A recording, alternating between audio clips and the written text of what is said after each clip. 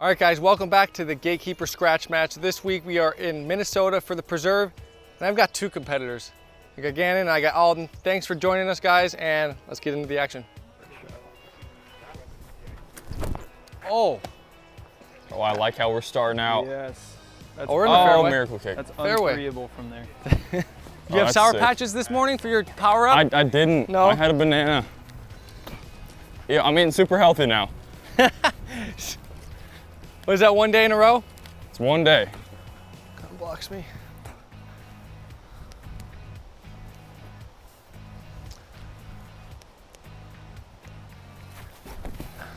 Aw, get through. No way. Oh, kinda. There's no Kinda did way. get I got a through. putt. That was shanked. Wow. I'm never finding that. No, you're not.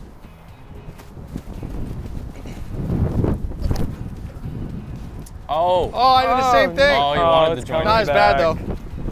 Lucky break. Yeah, Lucky break. Lucky break. The wind just wasn't there for you. I know.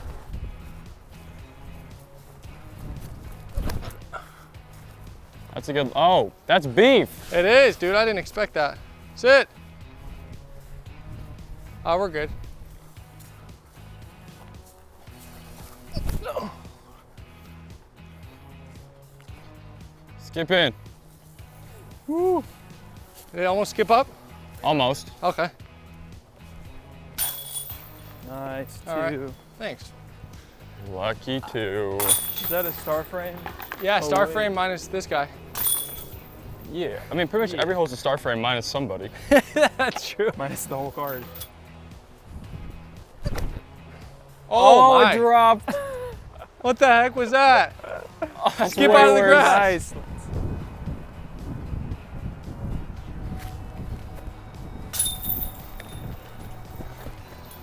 I hate you. Told you. Why are you quiet? Because it was a lucky catch.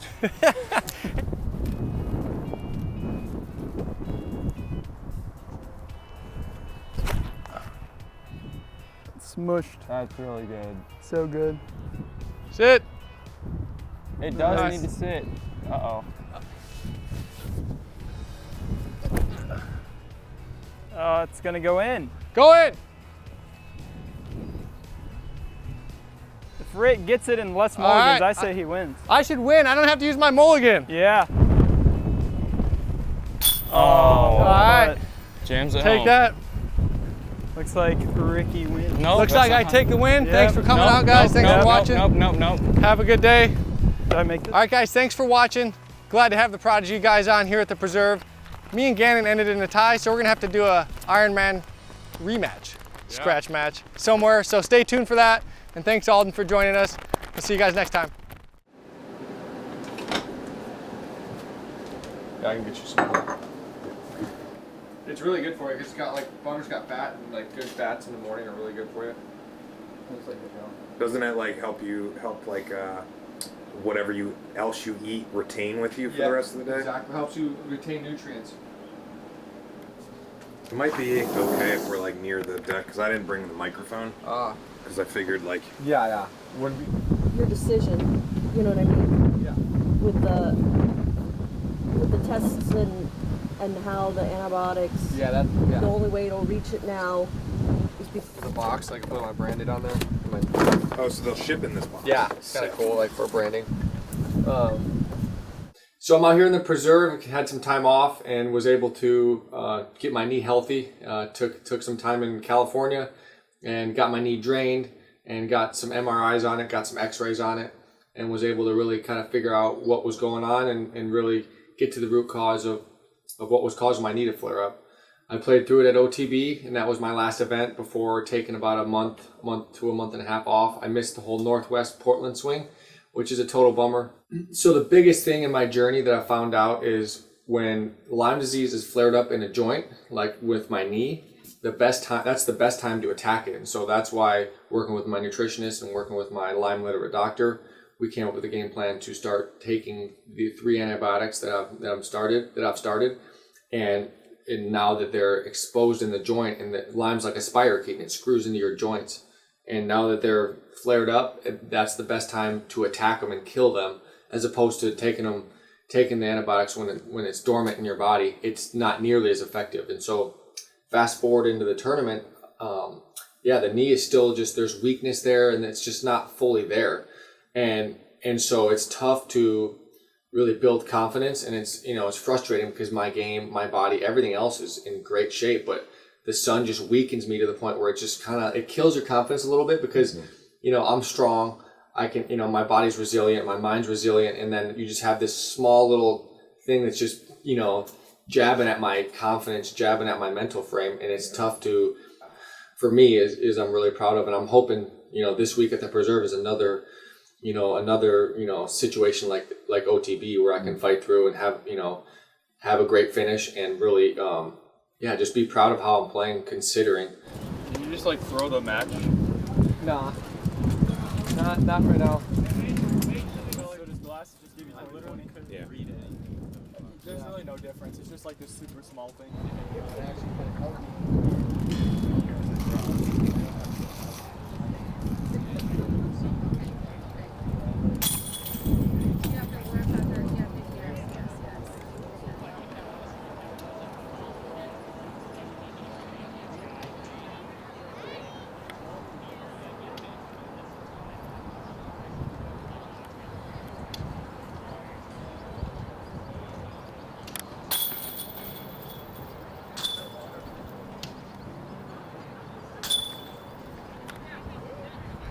All right, everybody, let's get ready to send off our chase card. First up on the box from Scottsdale, Arizona, please welcome Ricky Wysocki. Ricky Wysocki up first to tee, currently ranked number 1 in the UDIS World Rankings. Had a recent win at DDO, second at Champions Cup, our first major of the year, 5th at the OTB Open, and 10th at Jonesboro. And he's fresh off of an injury. He's been out for a few events nursing that, but back in shape and ready to go. Yeah, and still has that nice smooth form coming back. Nice easy pump out there. Will be in great position to cross the water. Take that all the way back on this side of the water. Yeah, the wind packed that down a lot out of once it about halfway through the flight. Ricky makes a great correction though, gets it to, yeah, he may be far enough back. There is a play to go up over top.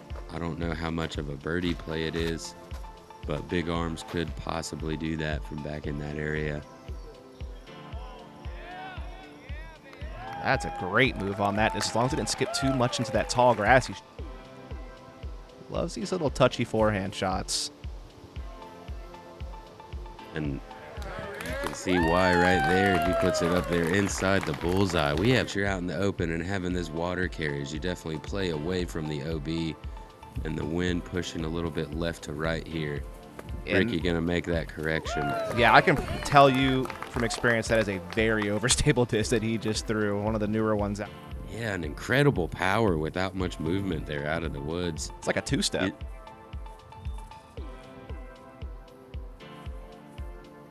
Ricky may be looking at the eagle play here, but fading out a little early. He's gonna have that long 100 feet or so, but able to run it. He does have a nice backstop.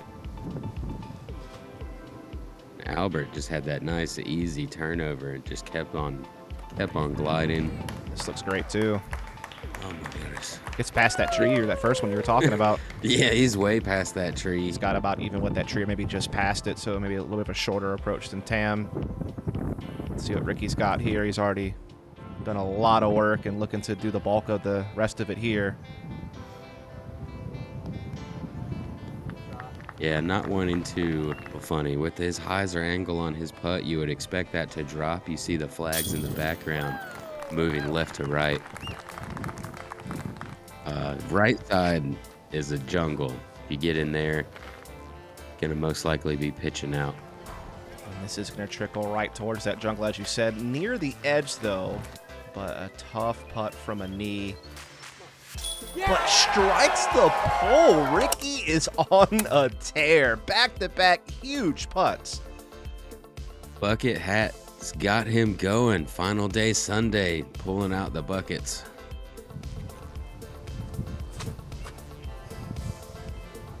Ricky puts a good move on this. He sees it trickle back a little more left. And yeah, stays out of the tall grass. Will give him some good footing to approach.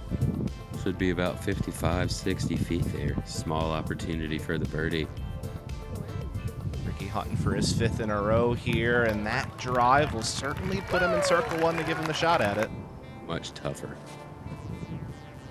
And Ricky puts a nice forehand on this, but might be pushing a little too deep, and yeah, that's going to be a tough putt there. Get back to even, but hole 16 being the first time you're under par for the round, although it is not the round that he is looking for. Bradley Williams has birdied 17, so Ricky, a stroke behind, knows he really needs to eagle to put the pressure on Bradley Williams. This has got a lot of turnover to the right. Gonna need immaculate distance to stay in bounds. He'd be throwing 4 from here, so you'd have to have a throw in the birdie just to maybe force a playoff. It is. Is it gonna skip in? No. Hangs up over there. That's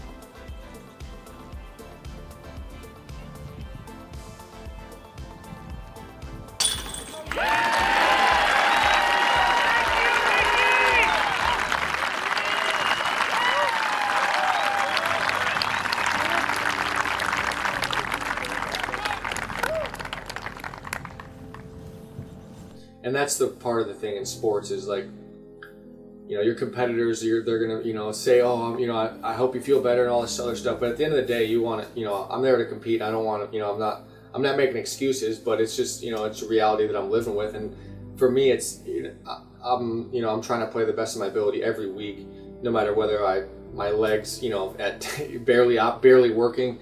And like yesterday's round, I went up to Ari and I was like, yeah, I don't even know if I can play. I literally go to take a couple run-ups and my leg just literally just completely gives out before I even throw. So I'm basically throwing on one leg. And yeah, it's just a hard thing to deal with mentally. And I'm just thankful that I'm able to do it and have the Ari's helpful with, you know, throughout the round, you know, water, just chugging, forcing me to drink water, stay hydrated.